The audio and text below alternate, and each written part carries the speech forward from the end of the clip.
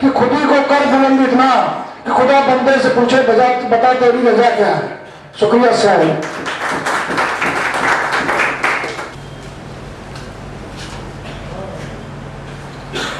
आदरणीय मंच, सम्मानीय सदन,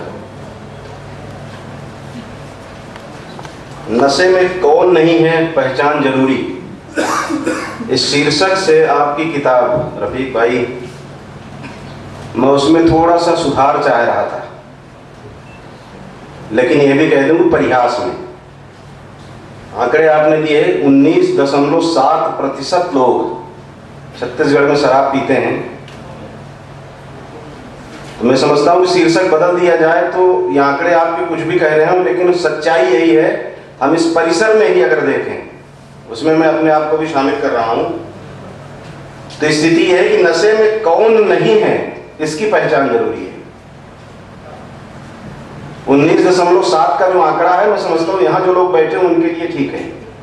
बाहर निकलते हैं तो पता लगता है कि शाम को आप निकलेंगे तो ये लगेगा कि 100 से भी ऊपर आंकड़ा पहुंच रहा है। अगर एक व्यक्ति पी के निकल रहा है तो लगता है 2 हैं। स्थिति हमारे प्रदेश की इतनी भयावह है, उसकी कल्पना हम लोग कोरबा में बैठ कर सकते हैं। सबसे ज्यादा आमदनी प्राप्त करने वाला जिला, जब आंकड़े आते हैं, कई बार अखबारों में छपा करता है कि हम वर्ष भर में कितनी शराब पी जाया करते हैं, और हम लोगों की आदत है जब वर्ष का खात्मा होने को होता है तो 1 सप्ताह पहले से शुरू करते हैं कि इस वर्ष क्या पाया क्या खोया। तो शराब पीकर मरने वालों का जो आंकड़ा आता है, 4-5 वर्ष का इकट्ठा कर लें तो उसको पढ़ने के बाद कोई भी शराबी हिम्मत नहीं करेगा शराब पीने की। लेकिन एक ही वर्ष का पढ़ता है, शाम को पढ़ता है, थोड़ी देर बाद जाता है, पीता है, फिर उसको भूल जाता है, सवेरे से अपनी दिनचर्या में सब कुछ वैसे ही हो जाया करता है। शराब की भयावहता का आसास मैं समझता हूं कि आप लोगों में से बहुत सारे लोगों ने किया होगा, हमने भी किया है। हमसे बड़े बुजुर्ग बैठे हैं। कमियों को स्वीकार करने में कम से कम मैंने कभी गुरेज नहीं किया। मैं भी इसका आदी हो गया था। 15-17 वर्षों में अपना सब कुछ खो दिया था। पत्नी, बच्चे, इनको सबको लगने लगा था कि हमारे परिवार का मुखिया हमारे हाथ से जा चुका है। परिस्थितियां कुछ ऐसी बनी कि लगा कि शायद जीवन यही नहीं है। सूर्यास्त हो रहा है, बदन में खुजली होनी शुरू हो गई, अब तो चाहिए। उस समय फिर याद नहीं रहता कि बच्चों के मुंह में रात को निवाला जाएगा कि नहीं। बीमार पत्नी के लिए जो दवा के पैसे हमने रखे थे उस शराब में उड़ा रहा हूं। घर जाने के बाद उसे देखूंगा तो मुझे कुछ एहसास होगा या नहीं। सुबह बच्चे की फीस जमा करना है, इसका उस वक्त एहसास नहीं होता। वो पी के जब निकलता है तो उसको लगता है कि दुनिया का शहंशाह मैं ही हूं। वो सारी चीजों को भूल जाया करता है। ये आप लोगों ने एहसास किया है कि नहीं किया? मैंने किया है। और यह भी कहने में कोई गुरेज नहीं करूंगा कि जिस दिन से मैंने इस बला को, अंगूर की बेटी को अपने से पृथक किया, उस दिन से मेरे जीवन में थोड़ा थोड़ा परिवर्तन आना शुरू हो गया। मेरा परिवार खुशहाल रहने लगा।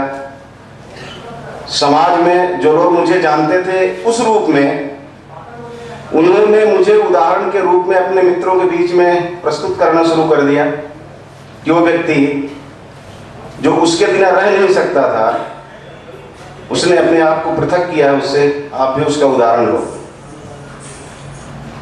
मैं ऐसा मानता हूं शुरुआत अपने से करनी चाहिए। रफीक भाई का भी प्रयास यही है कि कुछ बदलाव हो। डॉक्टर राजीव सिंह जी कह रहे थे कि फिल्मों में होता है ऐसा। फिल्मों में तो होता ही है, हकीकत में हम लोग अपने इर्द गिर्द भी देखा करते हैं। जरूरत है अपने हृदय से उस कमी को, अपने अंदर से उस कमी को निकालने की। और जब हम निकाल देंगे, मैं अपने पिताजी से स्वीकार किया, उसको बनवारी भी हमारे पिता तुल्य हैं, बड़े भाई हैं, पिता तुल्य, कहले बड़ा भाई भी पिता तुल्य होता है। मैं कभी इन लोगों के सामने इस बात को स्वीकार करने की हिम्मत कर सकता था कि मैं पीता हूं, छोड़ दिया हूं इसलिए स्वीकार कर रहा हूं। अपनी कमी को खुलेआम स्वीकार करने में कोई गुरेज कभी नहीं करना चाहिए। ये कोशिश हर व्यक्ति को करना होगा, बताना होगा अपने पड़ोसी को, अपनी पीढ़ियों को। मैं तो अपने बच्चों को कहा करता हूँ, डायरेक्ट सुनाता हूँ। कभी कोई मित्र हमारे साथ बैठ के घर में चाय पीता होता है तो बड़े जोर से बुलंद आवाज में कहता हूँ कि मेरे बच्चों को पीने की जरूरत नहीं है, तुम्हारे हिस्से की भी पी गया हूं। कुल मिलाकर हमें बड़ी दिलेरी के साथ, बिल्कुल ठोस तरीके से उन लोगों को ये बताना होगा जो लोग शराब में आकंठ डूबे हुए हैं कि आपको इस बला से दूर होना पड़ेगा। अब परिणाम जो कुछ हमारे सामने, इसमें कुछ लोगों का, बग्गा जी का लिखा हुआ है। मैडम सोनी अभी बिटिया अपने दर्द बयां कर रही थी, बोलते बोलते आंसू उनके भावों पर हावी होने लगे थे। ये दृश्य हम अपने इर्द गिर्द रोज देखते हैं, भूले नहीं उसको बताएं। मैं शुक्रिया अदा करता हूं रफीक भाई को, उन्होंने पहले भी कुछ प्रयास किए हैं, मैंने भी कुछ उनके प्रयास को अपने चैनल के माध्यम से आप लोगों तक पहुंचाया है। वो कुछ करते रहते हैं, कुछ सृजनशीलता है उनके अंदर, कुछ समाज में परिवर्तन हो, उसको लेकर के वो विचार करते रहते हैं। इस तरह के विचारों की भी जरूरत है, विचारों को क्रियान्वित करने की भी जरूरत है। और जब मैं की जरूरत नहीं है, तुम्हारे हिस्से की भी पी गया हूं। कुल मिलाकर हमें बड़ी दिलेरी के साथ, बिल्कुल ठोस तरीके से उन लोगों को ये बताना होगा जो लोग शराब में आकंठ डूबे हुए हैं कि आपको इस बला से दूर होना पड़ेगा। अब परिणाम जो कुछ हमारे सामने, इसमें कुछ लोगों का, बग्गा जी का लिखा हुआ है। मैडम सोनी अभी बिटिया अपने दर्द बयां कर रही थी, बोलते बोलते आंसू उनके भावों पर हावी होने लगे थे। ये दृश्य हम अपने इर्द गिर्द रोज देखते हैं, भूले नहीं उसको बताएं। मैं शुक्रिया अदा करता हूं रफीक भाई को, उन्होंने पहले भी कुछ प्रयास किए हैं, मैंने भी कुछ उनके प्रयास को अपने चैनल के माध्यम से आप लोगों तक पहुंचाया है। वो कुछ करते रहते हैं, कुछ सृजनशीलता है उनके अंदर, कुछ समाज में परिवर्तन हो, उसको लेकर के वो विचार करते रहते हैं। इस तरह के विचारों की भी जरूरत है, विचारों को क्रियान्वित करने की भी जरूरत है। और जब मैं इसका शौकीन हुआ करता तो एक बार मुझे किसी व्यक्ति ने एक शेर सुनाया था, तो मैं आप लोगों को बताऊं। उस शेर ने एक बार तो मुझे 2-3 दिन के लिए इस बला से दूर किया था, लेकिन उसके बाद फिर वापस आ गया था। और शेर ये था कि जाहिद शराब पीने से काफिर हुआ हूं मैं, जाहिद शराब पीने से काफिर हुआ हूं मैं, क्या 1.5 चुल्लू पानी में ईमान बह गया। ये बात कहीं ना कहीं कचोटी थी दिल को कि वाकई हम सब कुछ भूल गए हैं। हमें क्या करना चाहिए, किस तरह से जीना चाहिए, समाज में हमारी क्या भूमिका होनी चाहिए, देश के लिए हम कितने कीमती हैं, परिवार को कौन सी दिशा देनी चाहिए, इस पर हम विचार करना बिल्कुल भूल जाते हैं उस 1.5 चुल्लू पानी की वजह से। उस 1.5 चुल्लू पानी से छत्तीसगढ़ के लोगों को मुक्त कराने का भाई रफीक जी आप प्रयास कर रहे हैं, इसके लिए आप साधुवाद के पात्र हैं। आपने एक मांग रखी है, पुस्तक में मैं पढ़ रहा था कि अगर इस वर्ष जो राज्योत्सव मनाया जाएगा उस दिन इसको स्वीकार कर लिया जाए पूरे प्रदेश के लिए, और स्वयं भी वो पूरा समय लेने को तैयार हैं, तो उन्हें खुशी होगी। ये खुशी आपको ही नहीं बल्कि हम सारे कोरबा वालों को होगी। हम न केवल विचार करेंगे कि हम न केवल पूरे छत्तीसगढ़ को बल्कि अन्य राज्यों को ऊर्जा प्रदान करते हैं, हमें मानेंगे कि कोरबा का एक युवा अपनी लेखनी की ऊर्जा से पूरे देश को आलोकित कर रहा है। ईश्वर आपको उसमें सफल करे। बहुत बहुत शुक्रिया।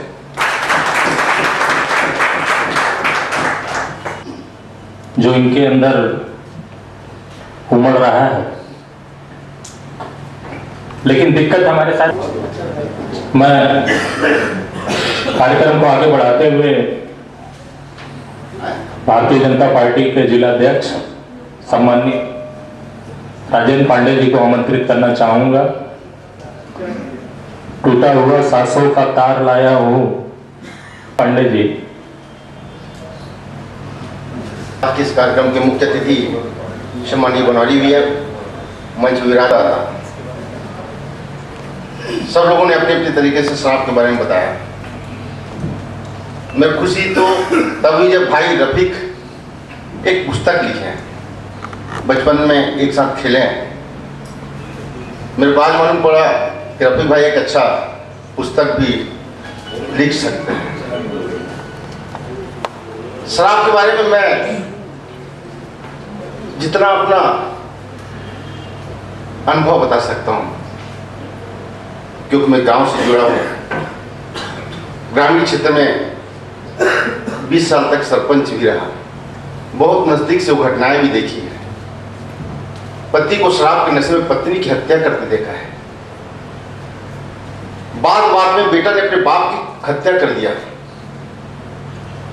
आप ये सब चीज जानते ही हैं कि उड़गा से चांपा जो रोड में एक्सीडेंट होते हैं, कोरबा के सर्वाधिक एक्सीडेंट वाला रोड है, और उसमें सारे शराब के नशे में होते हैं। मैंने वो दृश्य भी देखा है कि एक जीप में शराब के नशे में जीप वाला चला रहा था, लगभग 12 लोग उसमें बैठे थे। शराब के नशे के कारण कंट्रोल नहीं कर पाया, जीप उछली और 7 लोग वहीं स्पॉट डेथ हुए। और जब पता चला तो शराब के नशे में था वो ड्राइवर।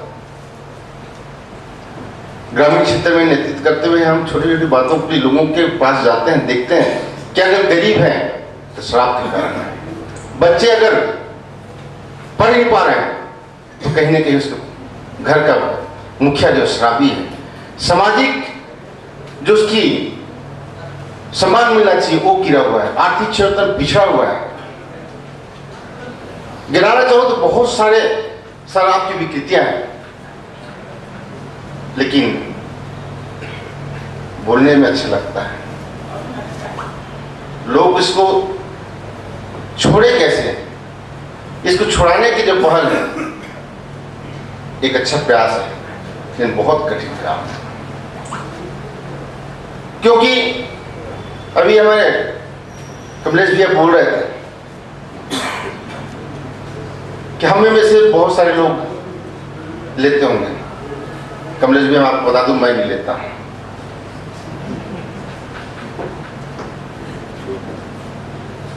लेकिन एक चीज है, हम अगर संकल्प लें कि मैं सुधरूंगा, युग धर्म में एक आता है, मैं सुधरूंगा युग सुधरेगा। अगर मैं सुधर गया माने सब मैं सुधर गया, समाज सुधरेगा, देश सुधरेगा। बाकी यहाँ पर बहुत सारे वक्त अपनी अपनी बात रखेंगे। डॉक्टर साहब अपने अनुभव बता रहे थे, मैं सुन रहा था। शिव खेड़ा जी के एक पुस्तक मैंने पढ़ा है, उसके उदाहरण याद आ रहे थे कि नजरिया अपना अपना।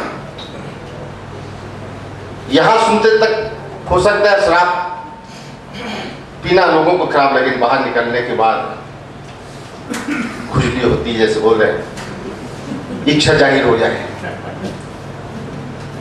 एक डॉक्टर हुआ करते थे, शराब की विकृतियों के बारे में जान के प्रचार करते थे। जैसे अभी भाई रफीक ने एक पुस्तक बनाया है कि शराब पीने से क्या क्या विकृति होती है।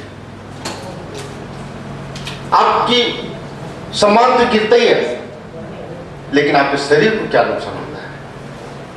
एक डॉक्टर बहुत अच्छी सी बात को रखते थे, गांव गांव में जाकर रखते थे, गांव के गांव संकल्प लेते थे हम शराब नहीं पिएंगे। एक गांव का व्यक्ति बोलता है, साहब डॉक्टर साहब हमारे गांव में आकर के आप अपनी बात को रखेंगे, शराब की जो विकृतियां हैं, हमारे गांव में बहुत लोग शराब पीते हैं।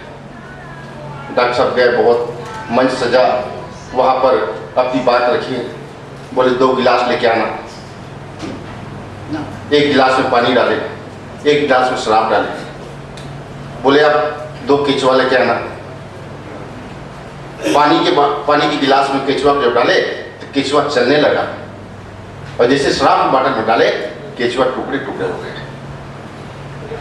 डॉक्टर साहब बोले कि इसी केचुए की आकृति में बहुत सारे हमारे में ग्रंथियां हैं। शराब अल्कोहल रूप में जब जाती है तो उनको डैमेज करता है, इसलिए लीवर है, किडनी है, ये सब खराब होते हैं। इसलिए शराब को नहीं पीना चाहिए। एक पानी अगर शुद्ध पानी पिए तो जिस शुद्ध पानी में केचुआ तैर रहा है, शराब को नहीं पीना चाहिए। 99% लोग उनके बात से सहमत हो गए।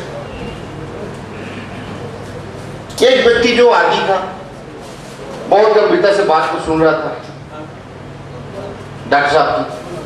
वो बोलता है डॉक्टर साहब मैं आपकी बात को नहीं मानता। वो इसलिए नहीं मानता कि वो शराब नहीं छोड़ सकता। जैसे हमारे बहुत से भाई आज के यहाँ पर उद्बोधन सुनने के बाद भी, जैसे मैंने पहले बोला कि यहाँ तो संकल्प लेंगे, हो सकता है घर जाने के बाद फिर हाथ लगा लें। तो व्यक्ति 99 लोग मान गए, एक व्यक्ति नहीं माने। वो बोला हम कच्चे सलाद खाते हैं, फल खाते हैं, कभी पका खाना खा लेते हैं, उसके साथ कीटाणु अंदर चले जाता है। ये शराब पीने के कारण कीटाणु मर जाते हैं, इसलिए शराब पीना जरूरी है। नजरिया अपने स्वार्थ, अपने बात को सही साबित करने के लिए लोग कैसे मैंने गलत चीज को भी बनवाना चाहते हैं। ये सर्वविदित है कि शराब समाज के लिए घातक है। जो आंकड़े प्रस्तुत किए गए हैं बड़ा डरावना है, लेकिन मैं इस मंच के माध्यम, इस मंच में बोलना चाहूंगा, मैं उस क्षेत्र में निवास करता हूं, रामपुर विधानसभा क्षेत्र में, आदिवासी क्षेत्र है। सम्माननीय नंदीराम जी कंवर ने अपनी जान की बाजी लगाया। मैं जिस जगह निवास करता हूं, एक चारों रास्ते से जुड़ा हुआ जगह है जहां आज तक शराब दुकान नहीं खोलने दिया। हमने सरपंचों से संकल्प लिया था कि नहीं खोलने देंगे। रामपुर विधानसभा में कुछ हिस्से जो सख्ती से कट गया है उसमें अभी एक आध दुकान बाकी है, बाकी रामपुर विधानसभा क्षेत्र में एक भी शराब दुकान नहीं है। हमने खोलने भी नहीं दिया। सारे सरपंच, सारे जनपद सदस्य, जिला पंचायत सदस्य एक होकर के रामपुर विधानसभा में जिले की जब बैठक हुई तो हमने एक मत से इस बात को रखा कि हम अपने क्षेत्र में शराब भट्टी नहीं खोलने देंगे। दुर्भाग्य है कि सरकार अपने वोट के फायदे के लिए कहीं कहीं काम करती है और आदिवासियों को जो छूट दे रखा है, इसकी जन जागृति के लिए अपन काम कर रहे हैं। सम्माननीय नंदीराम जी लगे हुए, गांव की गांव एक समिति बनी, महिला समिति जागृति अपने क्षेत्र में। और महिला समिति आप लोग देखते होंगे चैनलों के माध्यम से कि कुछ महिला किसी गांव से आकर शराब बंद के लिए कलेक्टर से मांग कर रहे हैं। ये महिला में जो आयत में लिखा हुआ है, यस अलुनका अनिल खमरे वल मई सरे कुल्फी हेमा इंसुन कबिरुन व मनाफिया लिन्नास। इसका अर्थ होता है, ऐ प्यारे महबूब, अल्लाह फरमाता अपने लोगों से, ऐ प्यारे महबूब तुमसे शराब और जुए का हुक्म पूछते हैं, तुम फरमाओ कि इन दोनों में बड़ा गुनाह है और लोगों के लिए कुछ दुनियावी नफा भी है और उनका गुनाह उनके नफे से बड़ा है। जैसे मैंने अभी मेरे पहले जिन वक्ताओं ने कहा, जिसमें हाजी साहब ने भी बोल किया कि हमारे कौम के 10% लोग पीते हैं। भाई नौशाद ने भी सियासत की बात की, गुजरात की, कि गुजरात में पाबंदी भी लगी और कच्ची शराब ज़्यादा पी जाती है। हमारे बड़े भाई श्री कमलेश यादव साहब ने भी खुद कबूल किया और इन्होंने अपनी विचार की कि जब तक हम स्वयं पहल नहीं करेंगे तब तक ये मुमकिन नहीं है। पांडे साहब ने भी बताया कि कुछ लोग इसका गलत माना निकालते हैं कि शराब में ये फायदा है। इस आयत में ये भी बताया जा रहा है कि इसमें कुछ दुनियावी नफा है, लेकिन उस नफे से ज्यादा बुराइयां हैं, गुनाह है। एक वाक्य आपको बताता चलो मैं इसी सिलसिले में। फरिश्तों में ये बात हुई, अल्लाह ताला की फरिश्ते ने कहा कि इंसान को अशरफुल मखलूकात क्यों बनाया गया, हम भी वैसा कर सकते हैं। तब दुनिया में उनको भेजा गया कि जाओ आपको परखना है तो आओ। मैं शॉर्ट में बता रहा हूँ, वाक्य बहुत लंबा है। जब वो इस दुनिया में भेजे गए ये परखने के लिए कि इंसान अशरफुल मखलूकात क्यों है, तो यहाँ जब दुनिया में आते हैं, एक गांव में घूमते घूमते पूछते हैं, एक जगह भीड़ लगी रहती है, पता चला यहाँ क्यों भीड़ लगी हुई है, पता चला वहाँ कोई बहुत खूबसूरत बेसियाँ रहती है इसलिए भीड़ लगी हुई है। उनको भी शौक पैदा हो कि हम जाए देखें क्या है। वहाँ जब पूछते हैं, इनकी बारी आती है, अंदर बुलाई जाती है और फरिश्तों ने बताया उनको विषयों का कि हम इस पर्पज से दुनिया में इंसान को परखने के लिए आए हुए हैं। तो उस विषय ने कहा कि चलो अच्छी बात है, अब बैठिए, अवगत करती हैं और बोलती है मेरा पति है, ये मैं हूँ और ये टेबल पर शराब पड़ी है। आप ऐसा कीजिए, या तो आप मेरे से बुरा कर्म कीजिए या मेरे पतिदेव को कत्ल कर दीजिए या शराब पी लीजिए। फरिश्ते दोनों परेशानी पड़ जाती है, आखिर हम करें तो करें क्या, तीनों बातें गुनाह है। अब दोनों मशवरा होता है कि ऐसा करते हैं कि सबसे छोटा काम या सबसे बड़ा छोटा गुनाह बड़ा गुनाह क्या है, फैसला करते हैं। तो उन दोनों ने ये फैसला किया कि इसका कत्ल करना तो हमें बहुत ज़्यादा लग रहा है, इससे बदसलूकी करना हमें बहुत ज़्यादा महंगा पड़ रहा है। ऐसा करते हैं शराब पी लेते हैं, ये तो बहुत अच्छी चीज़ है। अब ये दोनों मिलकर शराब पी लेते हैं। अब शराब पीते हैं तो शराब में इतने मस्त हो जाते हैं कि जो नहीं करना चाहिए वो कत्ल भी कर जाते हैं और बदसलूकी भी कर लेते हैं। तो कहने का मतलब ये कि शराब है हर गुनाहों की माँ। और जैसा अभी मेरे फाजी जितने भी भाई लोगों ने तकरीर की है, उनमें सबसे ये पता चला कि ये स्वयं पे निर्भर है। और स्वयं आदमी कब से सुधरेगा? कि जब तक हमें खुदा और उसके रसूल का खौफ नहीं होगा, हम अपने मजहबी ग्रंथों की तरफ रुजू नहीं होंगे, चाहे कि कोई भी धर्म ग्रंथ, सभी आकर्षित धर्म ग्रंथ है, उसमें हमें पाप और पुण्य की तमीज नहीं होगी, गुनाह और सवाब का खौफ नहीं होगा। ये बात हम समझ ही नहीं सकते। जब तक कि हम सियासत को अपने मजहब से दूर रखेंगे, कभी भी हम कामयाब नहीं होंगे। सियासत और मजहब दोनों का जोड़ होगा और इंसान को, जनता को मजहब का खौफ दिलाया जाएगा, तभी वो अपने आप उसको समझ में आएगा कि हमें इसमें गुनाह है, इसमें फायदा है। और आज सियासत और मजहब जब अलग हो गया है, इतने फसाद बढ़ गए हैं कि आज बुद्धिजीवी वर्ग भी जाए तो जाए कहाँ, किसको समझाए, कैसे समझाए। आज नई पीढ़ी का चिंतन खत्म हो गया टीवी की वजह से, वो सोचना ही नहीं समझती, वो कपड़ा पहनने नहीं जानती। ऐसे बिगाड़ में एक इस हमारी नगरी का मेरा छोटा भाई एक चिंतन करते हुए छोटी सी पुस्तिका लिखा, और इसकी शुरुआत बता दूं आपको, आज और कल की शुरुआत नहीं है। सन 1995 में रफीक मेमन ने मुझे बिलासपुर ले गया। कौमी कल्याण में एक इश्तिहार निकला था कि यदि कोई बिना मजहब धर्म का तमीज किए हुए 5 व्यक्तियों को शराब छुड़ाने की बात करता है, वो मुझसे आके मिले। इस सिलसिले में हम लोगों ने कई लोगों से बात की। रफीक मेमन मेरा छोटा भाई और मैं बिलासपुर गए, मक्की साहब कौमी कल्याण में एक इश्तिहार दिया था। बस वहां से जैसे आई है वही चिंतन में, रफीक मेमन के चिंतन में बात घुसी है, और उसी वक्त से ये योजनाओं का क्रियान्वयन करना शुरू किया। और ये किताब आज यहाँ तक पहुंची है कि एक राज्य को और देश को ये मशवरा दे सकते हैं। और ऐसे बिगड़े हुए हालात में हमें ये काम तो करना ही है कि लोगों को मजहब से जोड़ना है। और अगर ये योजना राज्य सरकार या हमारी केंद्र सरकार लागू करती है, धीरे धीरे शराब छुड़ाती है, तो आम आदमी से धीरे धीरे, आज नहीं तो 5 साल बाद, 10 साल बाद जरूर फायदा होगा। और साथ साथ हमारे बुद्धिजीवी वर्ग को ये मेरी अपील है आज कि हर कौम के लोग अपने अपने मजहब से जुड़ें। जब तक नहीं जुड़ेंगे तब तक इसमें हम कठोरतापूर्वक पालन नहीं कर सकते हैं। कोई सियासत या सियासी पार्टी किसी पर दबाव नहीं डाल सकती, वो अपने सियासी फायदे के लिए जरूर शराब पिलाते हैं। और मजहब से जुड़ना बहुत जरूरी है। आज की इस छोटे से पार्ट में इतने कहकर धन्यवाद। आदरणीय रफीक मेमन जी और डैश पर उपस्थित मेरे सभी सम्माननीय श्री मिश्रा जी, राजन पांडे जी, अकला गोरी साहब, नौशाद भैया, हमारे कमलेश भैया, डॉक्टर सिंह मेरे बहुत प्रिय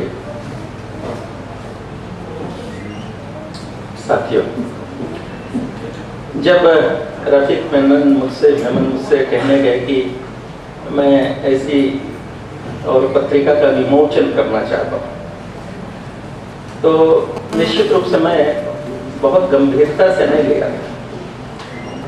लेकिन जब कल ये गए और थोड़ा सा पत्रिका का मजमून मुझे दिखाया, तो मैंने कहा इतनी छोटी सी पत्रिका के लिए इतने सारे अतिथियों को बुलाने की क्या जरूरत है।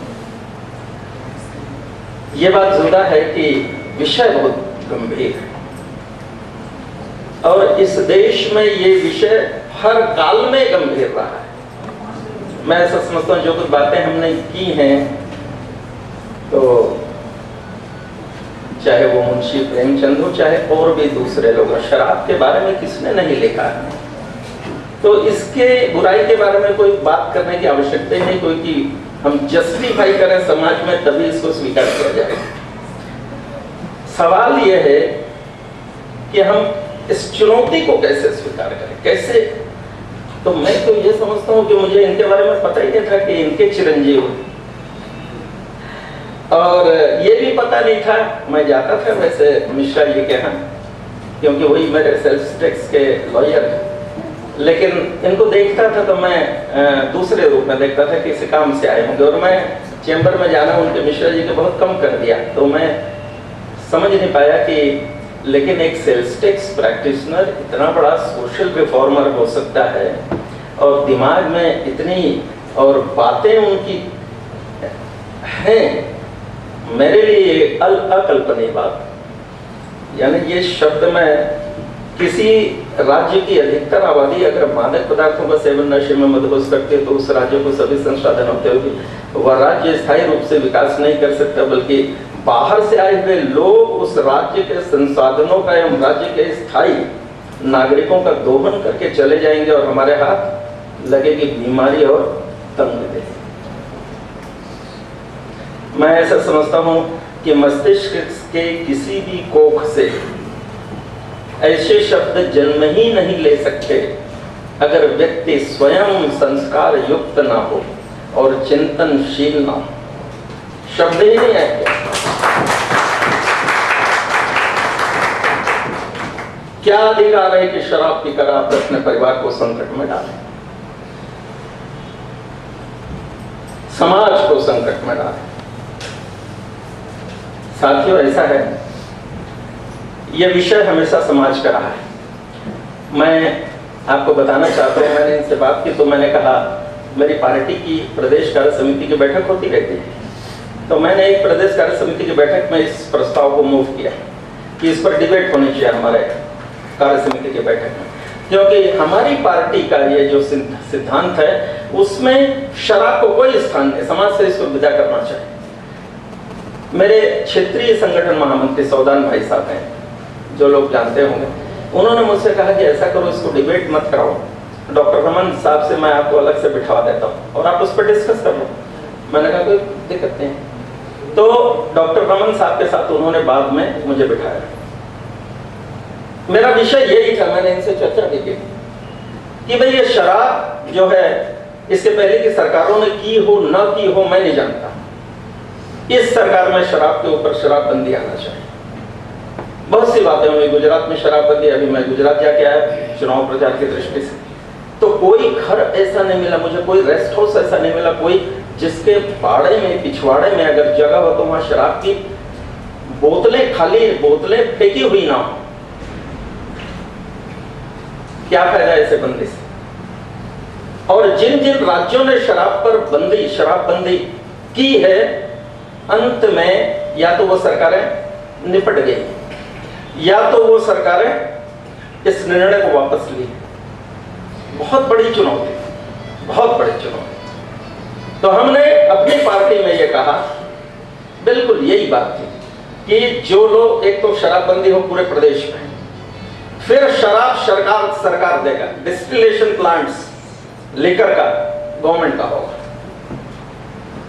और शहरी क्षेत्रों में आबादी के हिसाब से सरकारी की दुकान होगी, शराब की दुकान है, इतने की आबादी पर एक दुकान।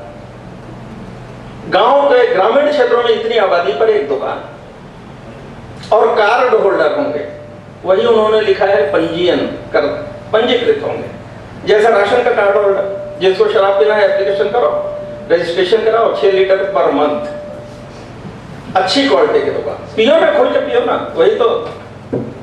और उसके बाद ग्रामीण क्षेत्र में दुर्घटनाएं खूब होती है कच्ची शराब के कारण, और बहुत से कार्ड होल्डर उसके भी, और आप शराब हंडी में नहीं मिलाओ, महुआ से डिस्टिलेशन होगा प्लांट गवर्नमेंट का, सब्सिडाइज्ड रेट पर शराब पियोगे, जो पीते हैं पियो, कार्ड बनाओ। यानी ज्यादा रेवेन्यू कलेक्शन अर्बन एरिया से, उसका रिएम्बर्समेंट रूरल एरिया से, और नो प्रॉफिट नो लॉस में शराब की दुकान चला है, जो शराब पीना है आइडेंटिफाइड हो जाएंगे, जैसे ये चाहते हैं कितने लोग शराब पीते हैं। अब ये जो शराब पीने वालों का क्लॉस है जो आइडेंटिफाइड हो, चाहे रूरल एरिया हो चाहे अर्बन एरिया हो, इन पर कैसे फोकस करना कि इनके जेहन से, इनके टेस्ट से इस शराब को हटाना, इसके लिए एक्शन प्लान बने। इस पर हमने डॉक्टर उनसे डिस्कस किया, क्योंकि एक तो रेवेन्यू कलेक्शन का मोह राज्य सरकार त्यागे, और दूसरा जो लोग लीकर कंज्यूमर्स हैं और जो पीते हैं उनसे लीकर को कैसे हटाना, इसका एक्शन प्लान बने। तो अभी जो लेक्चर्स हुए हैं, माने जिन्होंने अपने अपने विचार व्यक्त किए, उनमें बहुत से लोगों का विचार ऐसा है कि कैसे हम इसको छुड़ाएं, कैसे छूट सकता है, ये राज्य सरकार इंप्लीमेंट करे, बाहर से लेकर ना आए स्टेट में, ये बहुत बड़ी चुनौती है। इनेक्टमेंट चाहिए कि बाहर से अगर शराब आ रही है, कोई मान लो अपने अटैची में भी कहीं से भर करके ला रहा, बसों से ला रहा के, ट्रेन में मिल गया, इतना कठोर कानून हो, तुम खुल करके यहाँ लाइसेंस से जितना मना है वह सब पियो, लेकिन उसके बाद अगर सीधे, ये तो कानून हमारे हाथ का कानून मना 6 साल की सजा,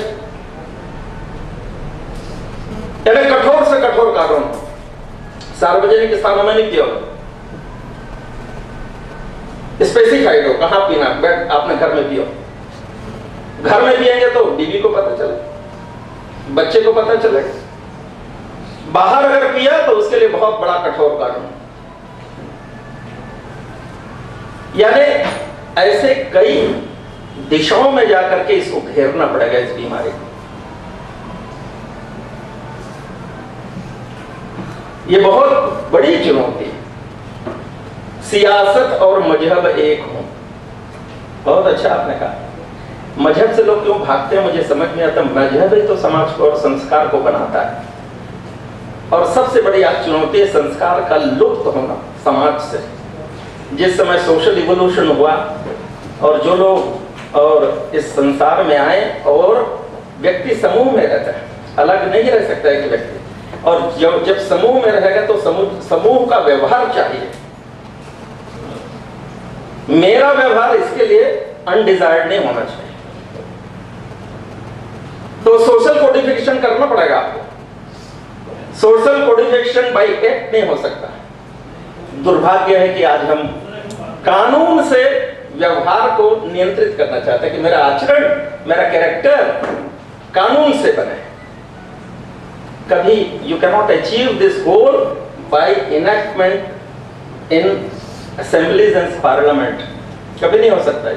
ये केवल संस्कार से आ सकता है, और संस्कार मजहब सिखाता है, धर्म सिखाता है। कोई धर्म गलत नहीं सिखाता। गलत भी सिखाएगा तो वो संस्कार कुछ ना कुछ देगा, गलत नहीं करेगा। लेकिन हम आज धर्म को जो है समझते हैं कि दिस इज ये अफीम है, बोगस है। अरे भाई, विचारों का ठहराव तो कहीं ना कहीं लाओगे, कहीं ना कहीं स्टैग्नेशन तो चाहिए। मैं ऐसा करूं कि वैसा करूं कि वैसा करूं, शादी कैसे करूं, ये करूं, ये ठीक नहीं, वो ठीक नहीं। इस जो व्यवहार है, सोशल कोडिफिकेशन है, ये जितना प्रकृति के नजदीक होगा, साइंटिफिक होगा, उतना सस्टेनेबल होगा, कालजयी होगा, दीर्घकालिक होगा। और अगर आपने उसको प्रकृति के नजदीक नहीं रखा, जो वैल्यूज आपने धर्म में डाला है, तो कालांतर में वो लुप्त हो जाएगा, मर जाएगा, जीवित ही नहीं रह सकता। मजहब और धर्म विज्ञान के जितना नजदीक होगा, उतना वो कालजयी बनेगा। तो मजहब धर्म के माध्यम से भी शराब को कैसे आक्रमण करना, इसमें इन्होंने बहुत अच्छा कहा। मजहब के बगैर शराब, और मजहबी जो लोग हैं वो कहते भी हैं, इसकी बुराई पर फोकस करते हैं। तो बहुत से एंगल्स को से इसको आक्रमण करना। तो एक तो राज्य सरकारें या केंद्र जो भी सरकारें हैं, हमें ऐसा लगता है कि राशनिंग करें लिकर का, और राशनिंग करने के बाद कंज्यूमर्स जो है उनकी संख्या कैसे मिनिमाइज करना, इसके लिए एक्शन प्लान करें।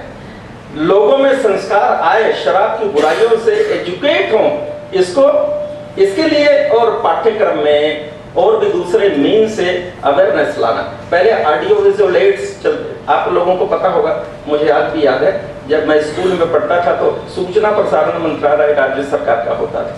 वो फिल्में दिखाते थे गाँव गाँव में बहुत सी बुराइयों के बारे में। जैसे बरसात में क्या है, डिसेंट्री डायरिया होता है वाटर पोल्यूशन से, तो उसके और फिल्म्स दिखाते थे, मलेरिया के फिल्म्स दिखाते थे, मच्छर के, ऐसे बहुत से। तो शराब के भी फिल्म्स दिखाते थे, गायब हो गए। हम जहां रूरल डेवलपमेंट का काम करते हैं, देवपरी आप सब जानते हैं, आइए हमने वहां पर कैसे इस पर थोड़ा सा विजय प्राप्त किया, हम दिखाएंगे। हमने उनको नहीं कहा शराब छोड़ो। 10,000 लोग रहते हैं 40 गांव के, मैं दावा कर रहा हूं, और गांव से जाके पूछ लो, जाता गांव है एक गांव, देवपरी खुद है, और उन लोगों ने सेल्फ स्पॉन्टेनियसली कैसे डिसीजन लिया कि हम शराब छोड़ाना, गांव में फैसला किया। और जो लोग इसका वायलेशन करेंगे उसको पेनाल्टी क्या होगी, ये इंपोज उन्होंने पंचायत की बैठक में की। कहां से सीखा ये, किसने, किसकी प्रेरणा से? तो कहते मंदिर की प्रेरणा से। इन्होंने जो कहा ना कि हमने टूल कहां बनाया, मंदिर को इसके लिए वेपन बनाया, जहां हम संस्कार माने आध्यात्म का, जो हमारे 4 डिसिप्लिन में काम करते हैं, आध्यात्म, एजुकेशन, हेल्थ, इकोनॉमिक अपलिफ्टमेंट। युगानुकूल ग्रामीण आर्थिक सामाजिक पुनर्रचना, दिस इज हमारा बोध वाक्य है।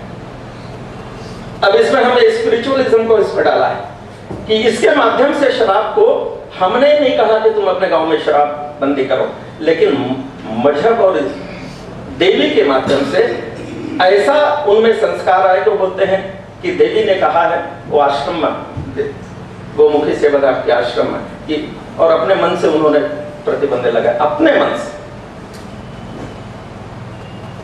बहुत से, लेकिन हमको सोचना पड़ेगा इसमें। मैं तो ऐसा समझता हूँ इसके लिए, और एक जिसको बोलते हैं ना वर्कशॉप होता है, किसी भी थॉट को इवॉल्व करने के लिए, सिस्टम को इवॉल्व करने के लिए, उस पर मंथन करके और कैसा उसमें से मक्खन निकालना, तो इसके लिए एक बड़ी भारी वर्कशॉप की जरूरत है।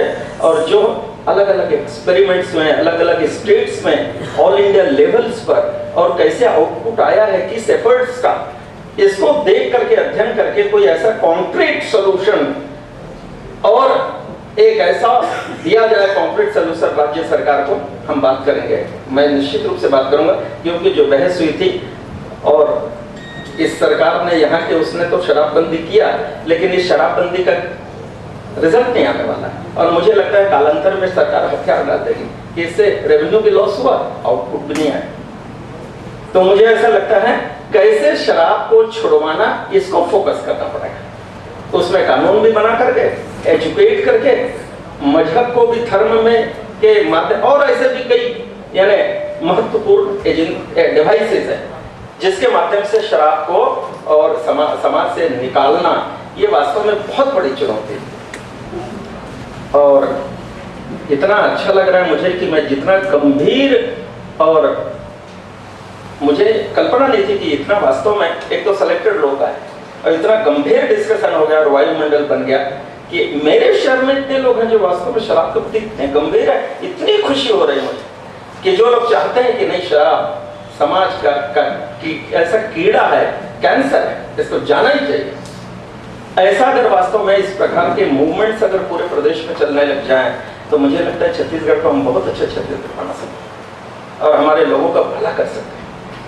उनके जीवन में, यानी जीवन में प्रकाश की किरण बिखेर सकते हैं, अमृत की बूंद डाल सकते हैं। निश्चित रूप से हम लोग बहुत बड़े सहभागी हो सकते हैं। और मैं प्रार्थना करूंगा आपसे, क्योंकि आपका दिस इज योर प्रॉब्लम, और आप जिस थॉट को लेकर के चल रहे हैं, लोगों से अपील करना है यहाँ से कि बिल्कुल फ्रैंकली कि हम यहाँ से संकल्प लेंगे आखिरी में भी कि आज से, अभी क्षण से मैं शराब को अपने जीवन से निकाल रहा हूँ। और मैं उससे पहले प्रार्थना करूंगा, जो लोग नहीं कर सकते उनको हम स्कोप देंगे कि इस वेन्यू से थोड़ा सा अपने आप चले जाएंगे, जो बच जाएंगे उनको संकल्प दिलाएंगे। कर सकते हैं कि नहीं? ऐसा कर सकते हैं, किसी को संकोच है? और जो नहीं करेंगे उनसे प्रार्थना है, कोई दिक्कत नहीं। माने वो कहें कि भाई मेरे लिए अभी ये व्यवहारिक नहीं है तत्काल, और मैं यहाँ से चला जाऊंगा अभी, फिर बाद में मैं संकल्प लूंगा, क्योंकि आपके मन में बीजारोपण तो कर दिया हमने कि आज इतने भाई आपके यहाँ जो आए छोड़ रहे हैं तत्काल, तो आपको ये तो मैसेज चला जाएगा कि भविष्य में आपको भी छोड़ना है। नहीं, इसमें संशोधन कर दीजिए कि ऐसा व्यक्ति ये बोल दे कि ठीक है मैं नहीं छोड़ पा रहा, कोई बात नहीं, पर मैं दूसरे से छुड़वा दूंगा।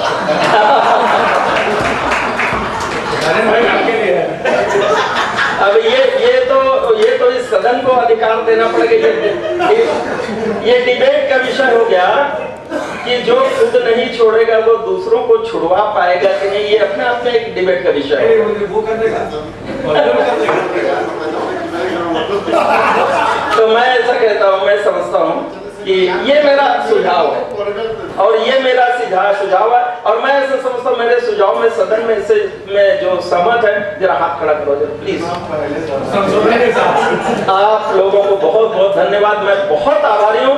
आपकी जीत, पहली जीत हो गई सोशल रिफॉर्मेशन के, और उसमें आपके कार्यक्रम के समय ही, और आपने इतना बड़ा अचीवमेंट प्राप्त किया। और मेमन भैया मैं आपको बधाई देना चाहता हूँ, मैं बहुत बहुत शुभकामनाएं देता हूँ। और मैं बताता हूँ आपको कि कैसे फिर इस और विषय को टेकअप करूंगा मैं जा करके, क्योंकि जगह जगह जो है शराब की दुकानों के बाद भी, बंद होने के बाद भी कोई ज्यादा रिजल्ट आ नहीं रहा है। सरकार को मैं कहने वाला हूँ गंभीरता, और मैं आपको बताऊंगा कि मेरी बातचीत के बाद क्या निकला, कैसे कानून बने, और जो रजिस्टर्ड क्लास है छत्तीसगढ़ के, जैसे मान लो 2 करोड़ में मान लो ये हमने आइडेंटिफाई किया 50 लाख लोग लिकर पीते अर्बन और रूरल एरिया में।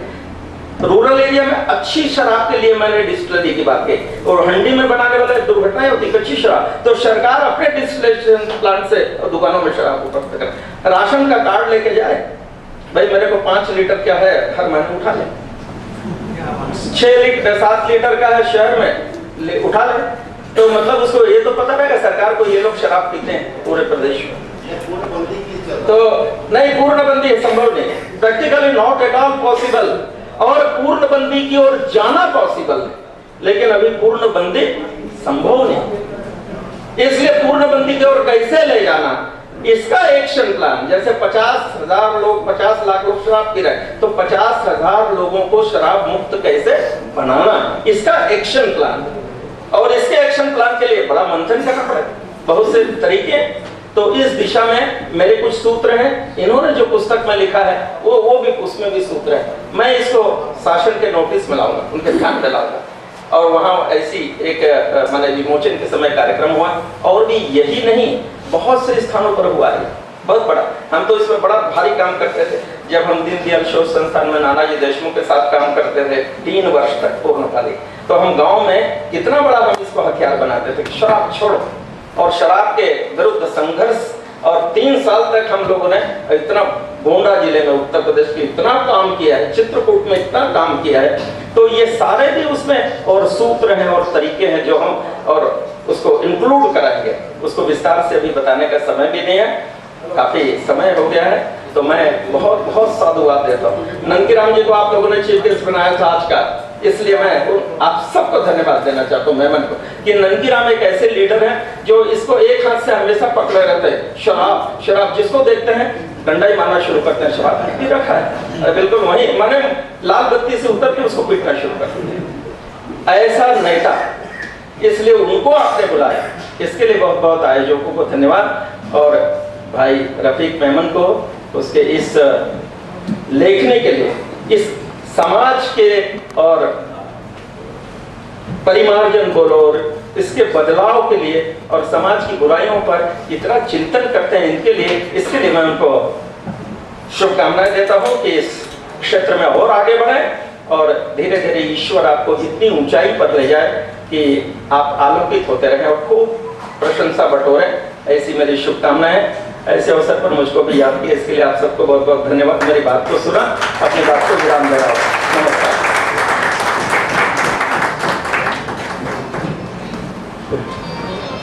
धन्यवाद भाषण करने के लिए भाई रफीक मेमन जी को आमंत्रित करता हूं कि आप आए, और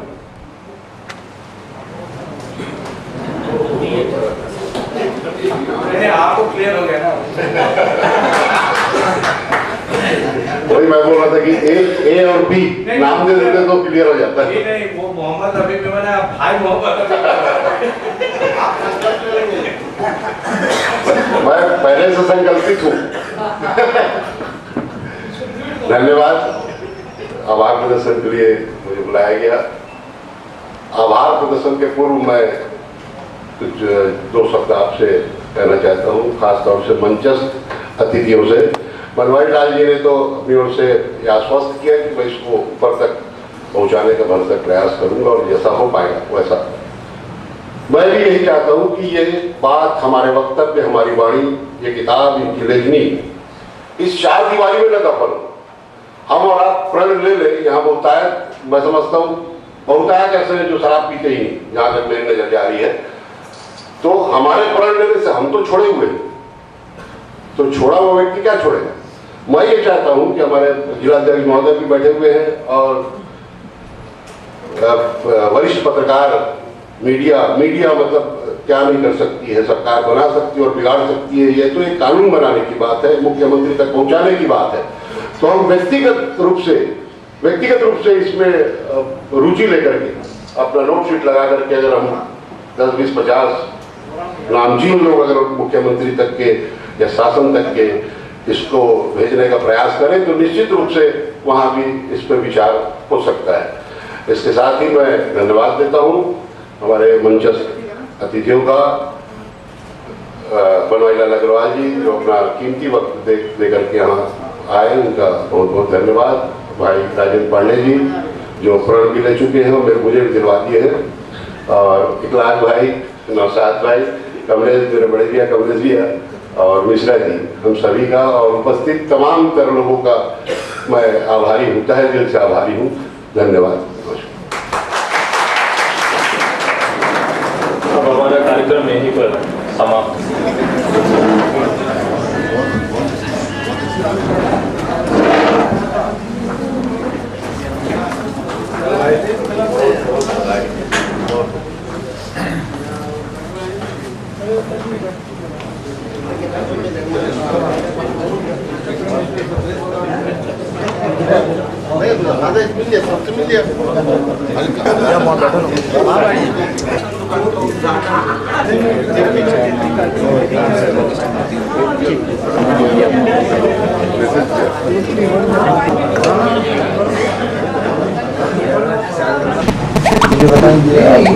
प्रेरणा मिली इस किताब को लिखने की उद्देश्य क्या है?